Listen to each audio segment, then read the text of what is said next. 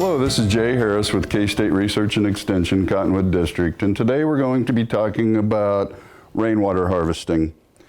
Imagine a world where every drop of rain that falls, we can collect that and use it to our benefit, and also help save the environment. The most common way that we harvest rainwater is with rain barrels. A rain barrel is placed underneath the downspout of your gutters coming off the roof of your house.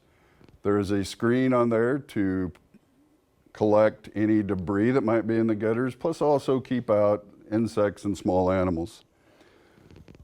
At the base of the rain barrel then, we have a spigot, and the spigot you can attach a garden hose, use it for watering your flowers, your landscape plants, and even your garden. And if you don't have the ability to attach a garden hose to that, you can raise the rain barrel high enough that you can put a watering can underneath it and then water your landscape plants that way as well.